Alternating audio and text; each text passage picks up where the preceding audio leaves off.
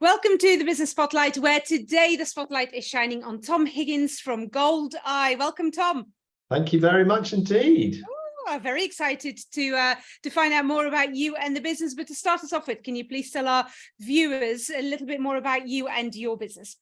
Yeah, so my name is Tom Higgins, and I'm the founder and the CEO and owner of Goldeye. We started 15 years ago, which is incredible. I can't believe how much time has passed, but it's just gone in a flash. And we are a software development business, and we operate in financial services, so we're known as a fintech business. And we specialize in the foreign exchange, CFD and cryptocurrency markets, where we connect all of the different players together. So we like the glue that connects the banks and the traders and the brokers and everything together. So we sort of operate behind the scenes. You don't see us at the front, you see us sort of connecting everything together. And I take it without you and the software that sits behind that, a lot of these things would not be happening full stop. Yeah, it would be. It's impossible for if we take a foreign exchange broker, which is our typical client, it's impossible for them to operate without our type of services. Now, there's a few other people that do what we do, but we're the only UK one actually that does this. Okay. So, what motivated you to start the business? Where did that come from? Recession going on in the world, so not having a job is quite a big motivator. I always wanted to start my own business. I did an MBA in 1999. I finished that at City University Business School, which is now called the Bayes University. It was called Cass Business School for a little while. That made me really just inquisitive about absolutely everything in business, everything. I wanted to know how everything worked. I had an MBA I found gives you a little bit of knowledge about everything rather than a lot of knowledge about individual things. I got a very good technical background. I was a software developer in the C and C++. I'd operated in financial markets for most of my life, so I knew all that space. And so when I couldn't get a job, I thought, well, I'll just do a bit of consulting work or something to just bide the time until I find a real job. And luckily, I never found a real job. Isn't that interesting? A real job. We might circle back around to yes. do that later. That's always an interesting conversation when we start talking about things like that. What do you guys as a business do really well? So we are very, very good at understanding the business domain that we operate in. So we're not just general software developers. We really fully understand exactly how the foreign exchange, CFD and cryptocurrency markets work. We know all the nuances of it. We're not just general people that build stuff based on the specification. People will come to us and say, I need to be able to achieve this, and we know what that actually means in the technology we've got to build, the performance it needs to have, who it needs to connect to, who we need to talk to. So it's very much a very niche, vertical connected business for this.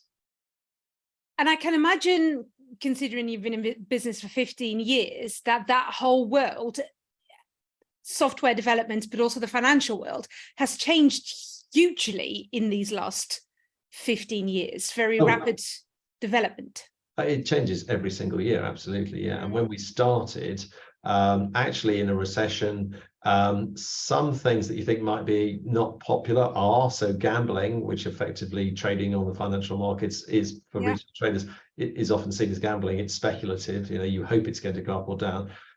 Is very popular in a recessional times because people are, people buy more lotto tickets in recessional times. They gamble more when maybe they shouldn't, but it's just a human nature that they do. So it was extremely easy to get business when we started. You just put your hands out like this, and business just fell in it. There were new foreign exchange brokers created daily, pretty much, and there wasn't much competition. Obviously, over time things mature. The business gets harder. You get more competitors. They get better. One thing I've found that's very, very true is if you're doing well, that's the most dangerous time in your business, because you sort of take your eye off the ball, because you can sort of sit back a bit and relax and think, oh, it's all good. As soon as you sit back and relax, think, oh, I'm okay now. That's when it isn't, because there's sort of lag in the system, the way that it works. And so you really need to, you should be comfortable, I guess, when you're not doing so well, because the good times are coming, as long as you're managing it properly, to know you can ride the good and bad times. But complacency is the most dangerous thing, I think. So you're saying, what do we do really well? We know our clients, we know what they need, we know ahead of what they need, what we've got to build. and we're pretty agile, being a small company, to be able to do that. But as a small company, that also means you need to be very aware of where do you get that updated information, or even figure out what the trends will be before they arrive. Yeah, you need to have your finger on the pulse very much. And that means you need to go to trade shows, events, speak on panels, do excellent interviews like this. And I do quite a lot of that. I spend a lot of my time on, I used to attend lots of trade shows. Then I was asked to speak at trade shows, and now I'm asked to moderate panels and interview at trade shows, because after a while they consider you sort of get upgraded a bit. So just come back from Bangkok last week, where I was moderating 2 panels, one on crypto institutional adoption, and the second one on cybersecurity in the crypto and the FX industry. So very, very interesting things, close to my heart. But yeah, you really need to talk to people. And probably the most important thing is lunching. If I go and lunch someone senior, you can guarantee that the thing I went to talk to them about is not what we will end up talking about. Yeah. The product they might then buy from us is not the thing I thought they might do, but it will start another conversation about something else that will almost always lead to something. It's unusual that you'll have a lunch which leads to nothing going anywhere, but those face-to-face things are so vital, which is why lockdowns, working from home, I absolutely hate, because the personal touch is lost. Does that mean it makes it really hard for you to prepare for those kind of meetings, or do you go in almost unprepared because you know that it's going to go in a totally different direction? You don't go in unprepared, but you go in with an idea of where you can take the conversation, however which way it goes. It's a bit like if I'm doing something like this, I will not prepare anything at all, because I'm talking from my heart and I'm talking from my passion and know what I believe. So I just trust in what I'm going to say, and that is going to be right. If you ask me to memorize a whole load of points to bring up, I couldn't do that.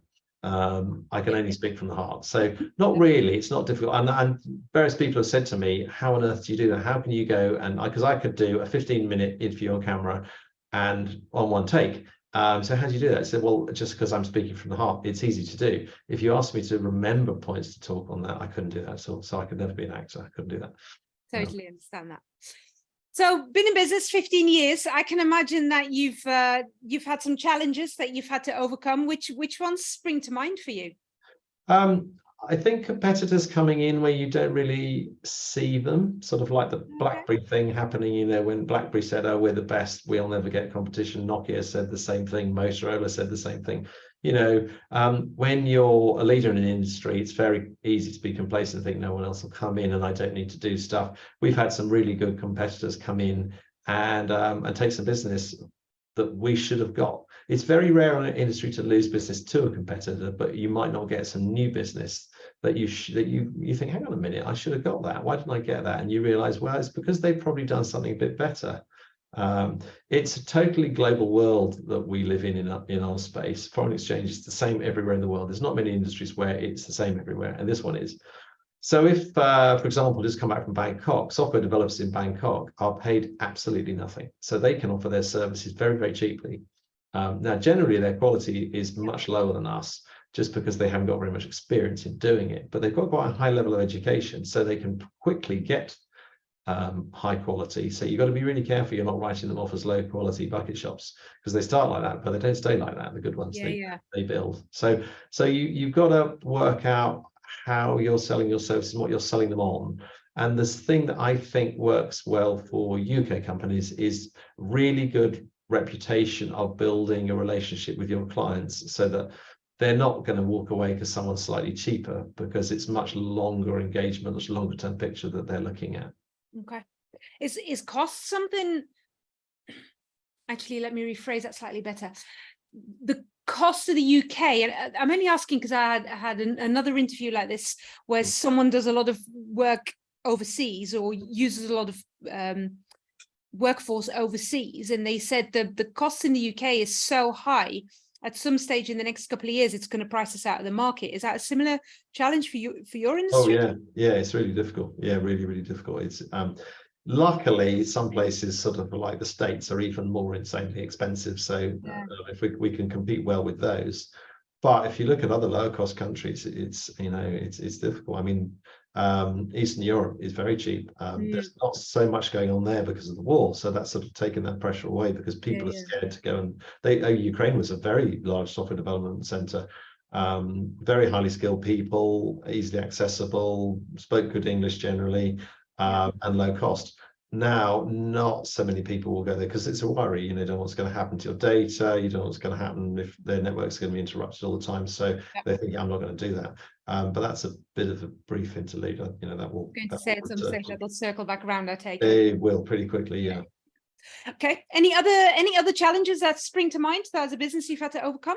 Yeah, I mean, recruitment is always a difficult thing. And, after lockdown with the Great Resignation, like lots of companies, we lost quite a few staff because banks and bigger institutions were saying, I will pay you double the amount of money you're being paid now. You can sit from home and never come in.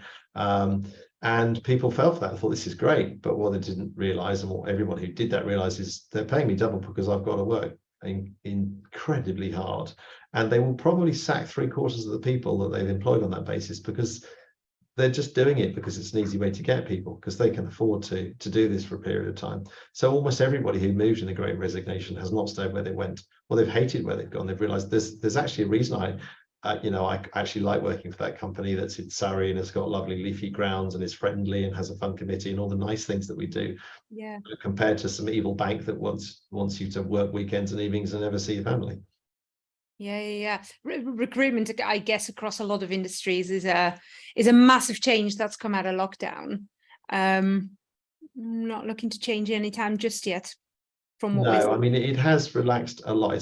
You're not getting people leaving continuously as you were during the Great Resignation. It's much easier now. Big tech have lost loads of staff. Banks have stopped doing this. Banks are now wanting people in the office 5 days a week, or probably 7 days a week, actually, knowing banks, which is good, because it means people can't really leave us, sit at home as they and they won't bank anymore. So they have to do that commute, go to the office, which they don't want to do. So that pressure's been released, which is nice. But the cost of living is still a real problem. If we had to give big pay rises to everybody, which cuts our profit down quite a lot, which is painful. We can't increase our prices. Our clients will not pay more. So that's not very nice. Yeah, no, definitely isn't. What about, and we know this, the difference between reality and in practice, or the theory and the practice are very different things. What have been some of the things that you were surprised about when you started a business versus what you thought it was going to be, obviously, versus what it is now? Yeah, before I started the business, the things I worried about was, how do I do accounting? How do I do VAT returns? And all those sort of mundane things that I didn't know anything about. I thought, how do I even know how to do this? How do I calculate profit? How do I pay myself? How do I pay staff? And all the things that actually the easy bits, because they're bits that are just totally standard. You can employ an accountant, they know exactly what to do. If you don't have your own staff, you can employ the services of an accountancy firm or a shared bookkeeper or something like that. So the things that I thought would be a worry are not a worry at all. And actually getting customers, keeping customers, that's probably the harder thing as business goes on, as industries mature. That's the harder thing to do. Keeping up to speed, competitor analysis, stuff like that gets harder because there's more competitors and it's all over the world. Now, it's not all doom and gloom. So talk me through some of your key wins. Which ones stand out? So we've had some long-term clients for a long time, which is great, because it sort of really shows that what we do really pays. And this last 2 years, we spent building up our crypto technology, which was great and was going great guns until the FTX collapse and the crypto winter came in. So that sort of slowed that one down. But because I'm always mindful about putting all my eggs in one basket, we're a good diversified company. So we have a number of different streams, and we have sort of 3 sort of strands going. But crypto, one's a bit more minor than the others. Crypto is one and FX is the other one. So we still have all of the really good FX business. The volatility returned to the FX market. And the last 6 months, we've been building out our new feature set for the FX stuff that is really, really good. And I'm really pleased. We were, I would say, a little bit behind on functionality, having concentrated on the crypto. It's given us an opportunity to go and talk to our clients And we've got some really good loyal clients who will sit down and talk to us about what they need going forward, build that into our product so that we can leapfrog our competitors on that. And we've got some really exciting stuff that went live last weekend to do with risk management inside the platform. It's quite niche, so I probably don't want to get the actual details of it, but it's very specialist trade management that that we've been able to build that I'm really pleased with, and I think is is going to make a big difference. We've also got a lot of work with our existing clients to do new things to work with them on the crypto side and the FX side, actually. Crypto is, it's gone through the classic Gartner hype curve, collapse, recovery, and then normality. We're now in the building the normality stage with institutional money coming in, separation of responsibilities and segregation of duties, which is something that happens in traditional financial markets, where the person that looks after your wallet is not the person that looks after your trading exchange and not the person that looks after your back office. Whereas in the crypto space, your crypto exchange would do everything. And the problem then is if your crypto exchange gets hacked or they have a problem and go down like FTX, you lose everything. So people have gone back and looked at what you do in traditional finance and went, why don't we just replicate this in crypto and take the benefits of crypto that you get out of like smart contracts and things like that in blockchain, but the sensible risk approach of traditional markets, which is what we've done. So we've partnered with a prime broker called Hidden Road Partners. We do all of something called crypto liquidity aggregation, so bringing multiple trading sources together, bring all that together with separate wallet custodians, and then you've got a really good, safe, traditional financial model but applied to the institutional crypto market. So I'm very excited about that. We're live with that. We've got some big clients trading on that, and sizes, the volumes are increasing here now, which is really nice. So when you have things like that that go really, really well, how do you celebrate your wins as a team? So we're really good at communication and doing things together, because it's something I've learned over the years is if there's any one thing you've got to increase, it's communication with your staff all the time. If you think everything's right, you're wrong, because you need to increase communication. They say you've got to say it 5 times for people to understand it, and it's very true. I think you just got to keep saying it over and over and over and over again, because it's just important to get the right messages across. So something we do is every month we have a town hall in the office where I talk, and it's actually tomorrow morning. So everybody will come in who is in the UK. I mean, we have offices in Australia and in China, so they go into their offices, but not ours.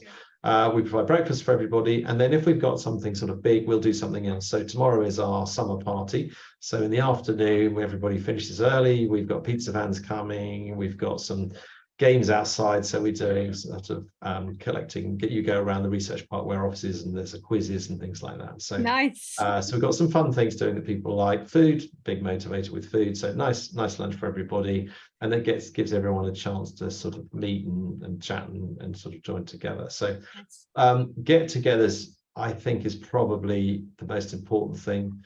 We've experimented with a number of different things, like going off site to somewhere, but actually since sort of lockdowns, people don't really like doing that.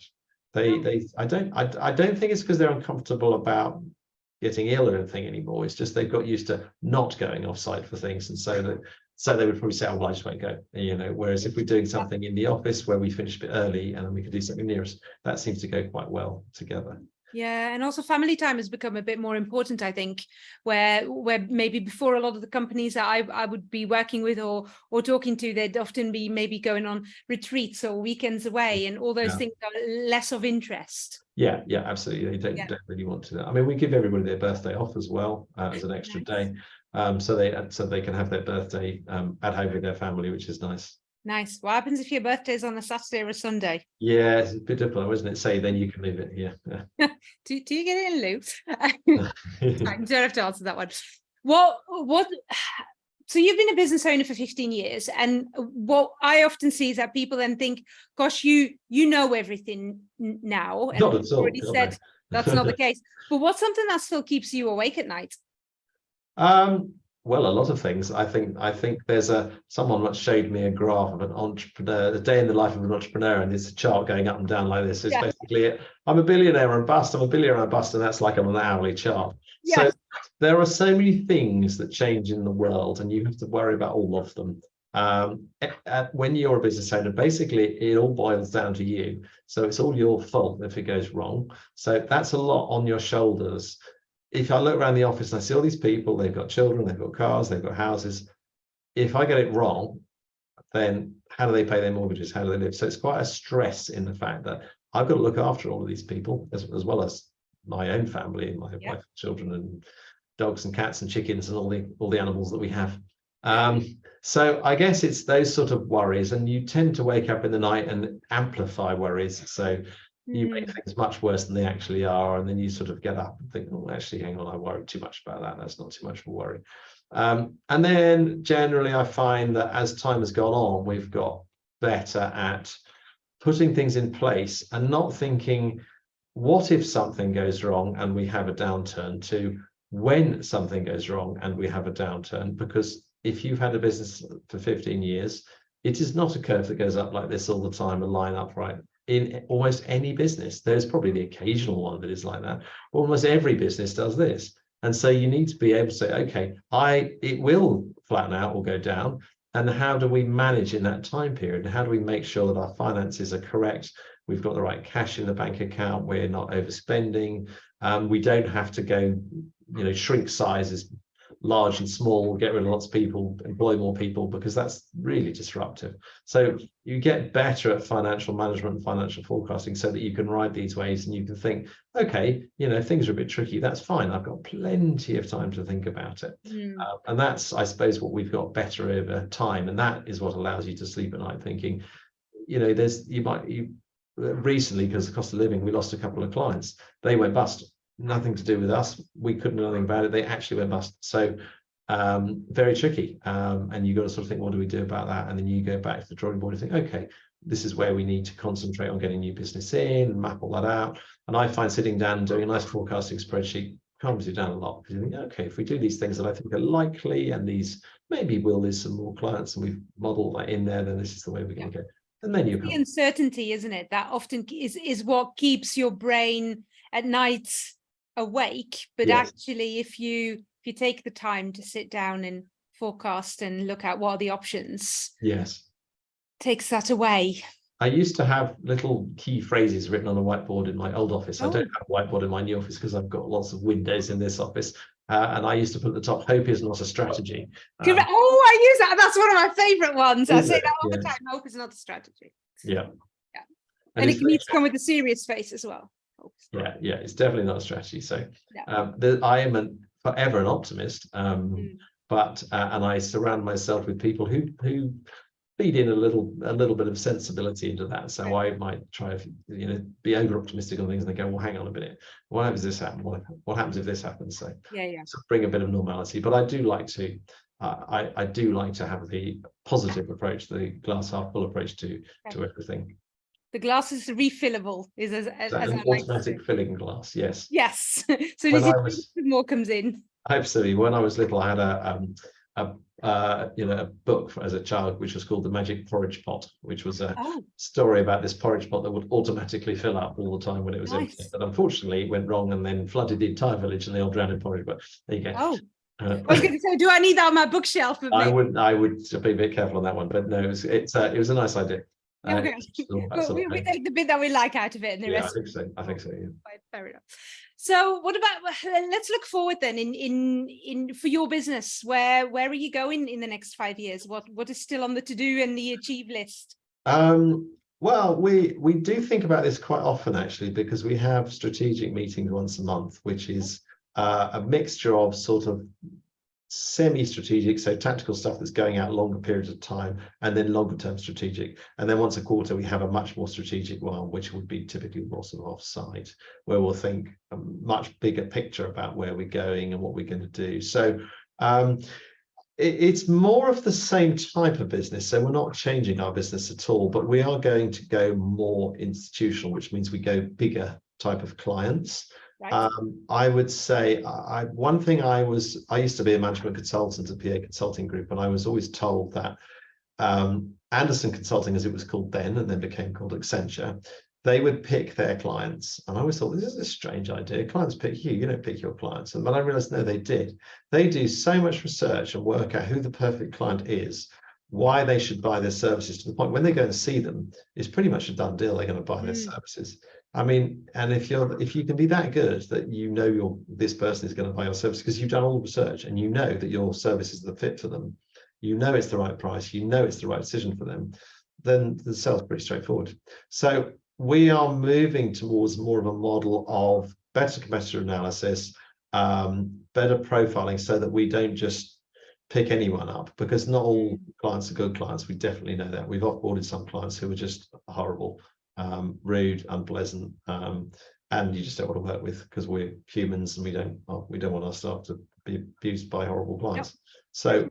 So more selective where we can. Now, it's not always easy to be selective. You know, if you need some money, you know, you might not, you can't have the luxury to do that. But certainly when you're planning, you can say, this is the ideal client that I want to look at. Why am I not getting that client? How can I get that client? What do I need to build? And we're a bootstrap business, so we don't have any external funding. We are self-financed, originally by me, and then by profit in the business. So we can't go to an investor and say, give us a big lump of cash to do something. We do that ourselves with our own plans and our own profitability. And so we sort of we work out, looking forward, okay, if we want this set of clients, what do we need to build into our software? How do we approach that? How do we sell it? How do we market it? Where do we need offices? And then cut that down to the minimum amount that we can do to achieve that, because you always need to do the smallest amount possible, because it always costs more and takes longer otherwise. So clearer path or clearer vision on who your ideal client is, and then how do you bring them in? Anything else that's on your sort of 5-year to-do list? I would like we've got a pretty good sales process, but I would like to have a really, really repeatable sales process, so that it becomes a science rather than an art. Yeah. The art bit of it is probably lunching senior people to get the juices flowing, the conversations going. Once you're in more of the sales, then it very much is I think it's a science. Get all of the right decision makers on side, make sure you've got the right product. Don't try and sell them something you haven't got, because it'll bite you later on. Have a little bit of flexibility in what you can build. So don't say no too early, but do say no when it becomes obvious that you're not going to be able to do what they want. Yeah. But if it's something that you could do and you can build it in, then keep an open mind and then factor that into the sales. So get everything much more proceduralized and sort of process based. I am not a process person, but I know the importance of it, and I surround myself with much, much better people, which is the most important thing that you can do, is always surround yourself with better people. Yes. Love that. So what kind of opportunities have you got coming up from a business, from a team, from a personal perspective? What opportunities are coming up in where the world and your industry is going? Yeah, so I say we've covered the crypto stuff a little bit with the institutional separation of responsibilities and segregation of duties in crypto. So that's probably the biggest thing in the crypto side. In the FX side, the world has moved from where a broker will carry very little risk and offset all risk to someone else, to where they will carry a large amount of risk themselves because they can make more profit.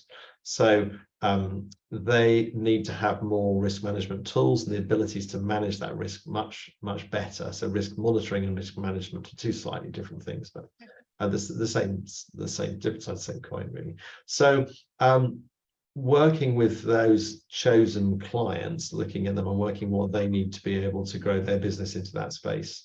And we've got probably 5 key ones. These are quite large ones that we are working with at the moment. The trade show in Bangkok just come back from, opened up some really interesting discussions that would not have happened if we hadn't been there, because in fact, one of the largest ones, it was actually started a year ago, sorry, at a trade show when I was getting an ice cream. At the ice cream, they have branded everything at these trade shows, and there was a ice cream seller. I felt a bit hot because it was in Dubai, so I was queuing there, chatting to this chap in front of me. He was waiting for his ice cream because he was a bit hot too. And we talked about our businesses, and he said, well, we do this. I went, well, how much do you pay for that then? And he said, oh, it's really expensive. And I went, well, we could do that for much cheaper, because that's what we do. So I went to see him, spoke to him, progressed quite nicely, stopped a little bit, had this conference this year, and then there were different, more senior people there which allowed the conversation to get reignited. It's like, well, I don't know why that stopped, but some of those conversations just sort of dry up a bit because they deal with things. And then that turned into something much bigger, which will hopefully become one of the top 10 clients quite quickly.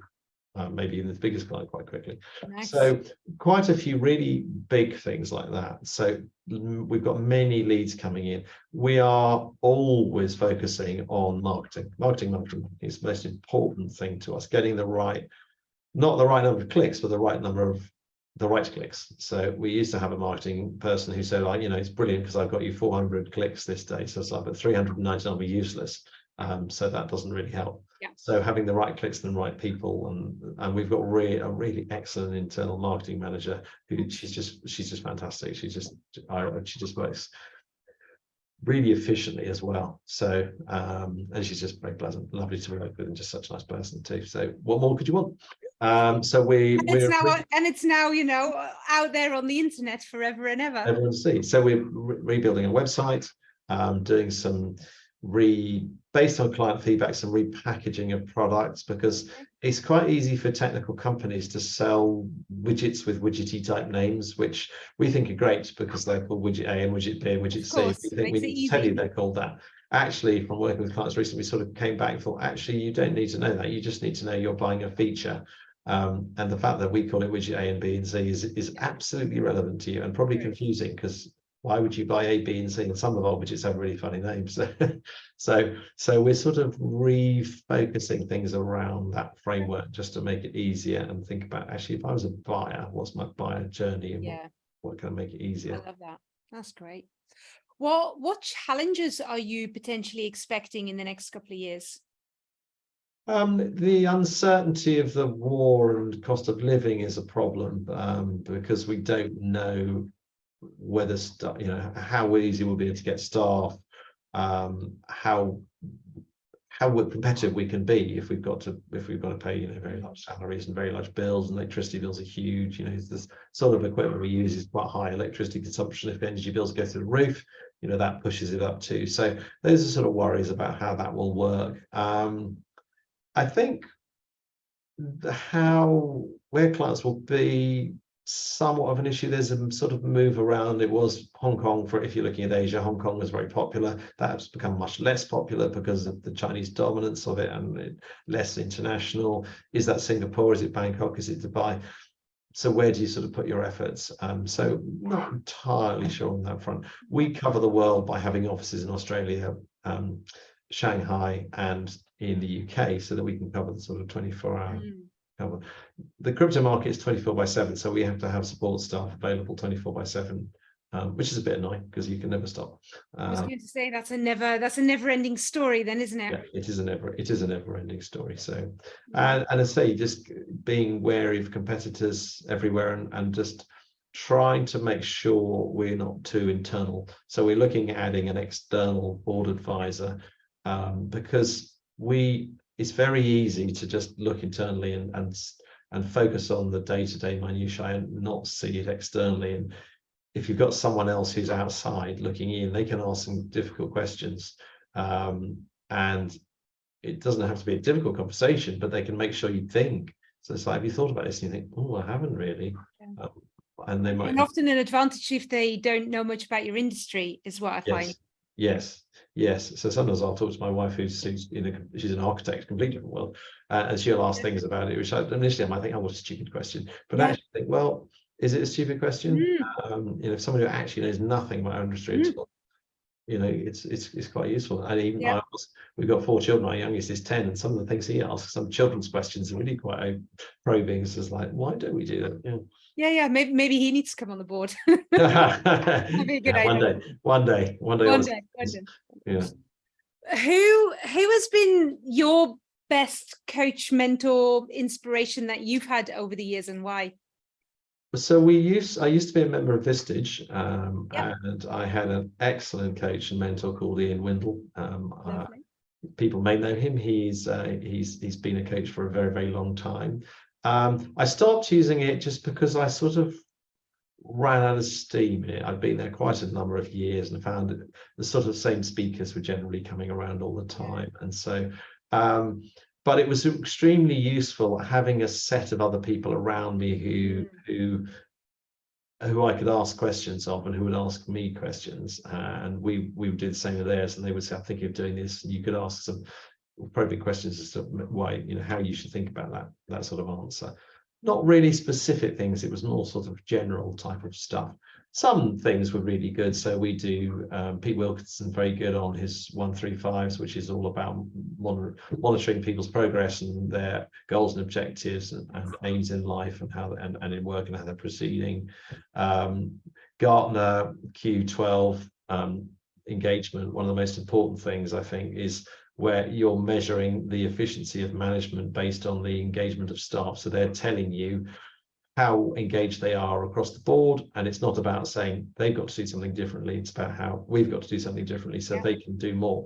And that one is the one that always leads to more conversation, more open communication, always.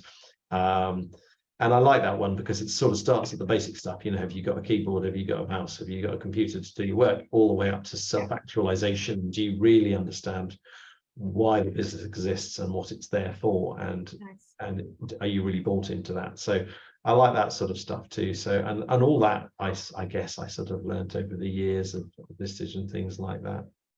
So what I'm picking up from that is what you're saying is it's important to have the right people around you, not only internally within the company, but actually also for you as a business owner.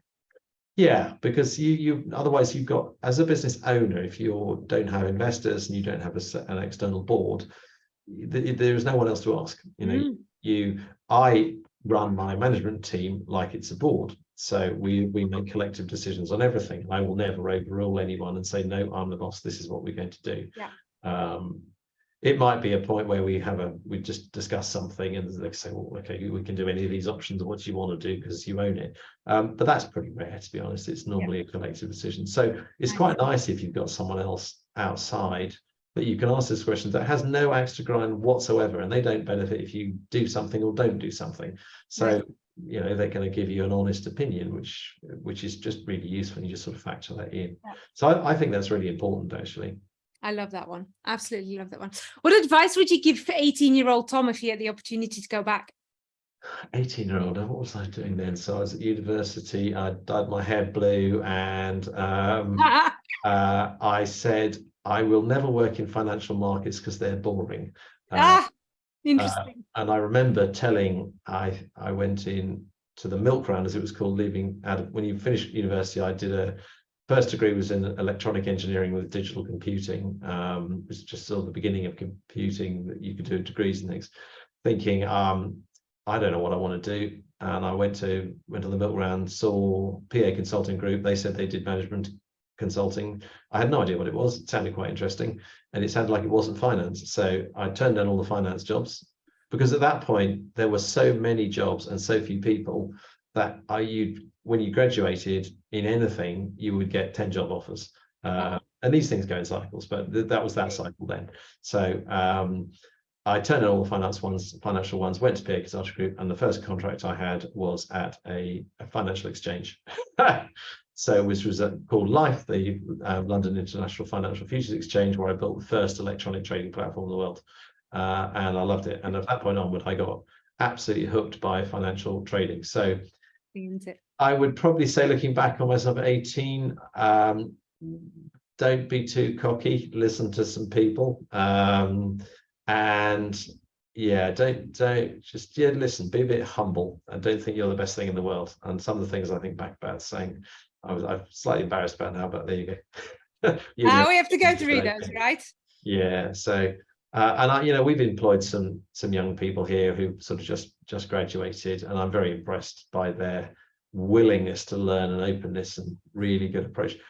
They're really better than sort of middle level people at their openness, and they're willing to learn.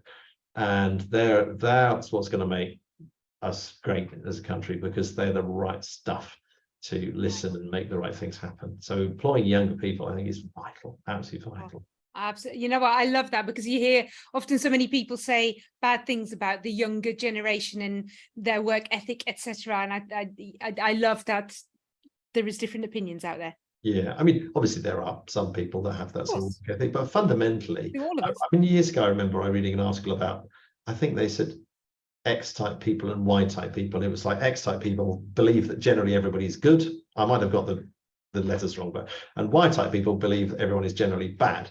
And I believe everyone is generally good.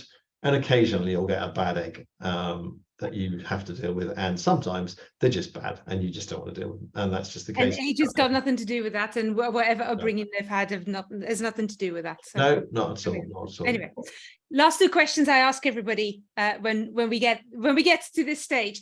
Anyone who's watching this that is either considering starting a business or maybe has just started a business, what would your top 2 tips of advice be for them? I would definitely get some advice from other people who've done it, because there are lots of things they will be able to help you with, so you don't need to worry about it. You would think this would be sort of obvious. You're starting a business, thousands of other people have done it before. Don't try and do it on your own. So ask around. People want to help. They really, really want to help. That's one thing I think people don't always realize, is there's nothing people like doing more than helping other people. Nearly everybody wants to help, and they will be very happy to give you their time. So ask lots of people, use your networks like you've never used them before. Networks are absolutely vital. If people say, oh, I shouldn't use a network, I shouldn't, you know, if I know someone who knows this industry, don't use it. Absolutely, no, you're completely wrong. You should absolutely use everything you can to get every edge you can, because you're competing with everybody else. The old school network doesn't do anything anymore, and it's good that it doesn't, because that was just getting a job because you knew somebody, not because you actually knew anything. But you'll find, you know, people who are in your space or in a similar space that will help point you in the right direction. Have lunch with somebody and give you some advice on something. So ask lots and lots of questions, and don't be afraid to have lots of big ideas as well. I love both of those. Knowing what you know now, would you start a business again? Absolutely. I mean, I couldn't be an employee now. I think that would be almost impossible. I mean, after a few years, you definitely become unemployable. Yeah. I'm sure. So I don't. Yeah. So absolutely, I think I don't understand why everybody. In fact, I asked someone the other day, why doesn't everybody start a business? And they said, well, only certain people have the risk appetite, and they don't have to be comfortable in the fact that someone else is paying them a wage and they can walk away and go somewhere else. I can't walk away from my business ever. So you have to have that entrepreneurial spirit and risk appetite to do something. But if you do, it's great. Absolutely. On that note, we are definitely ending, because that is too perfect. So nice leaving. Thank you so much, Tom, for your time and for sharing your story with us today. There's some really great learnings in there for lots of people to watch and take away. The link to connect up with Tom and his business are in the comment section below, so please go and do that. Thank you for watching this Business Spotlight. Until next time. Thanks very much indeed. It's been a pleasure. Thanks very much, Tom.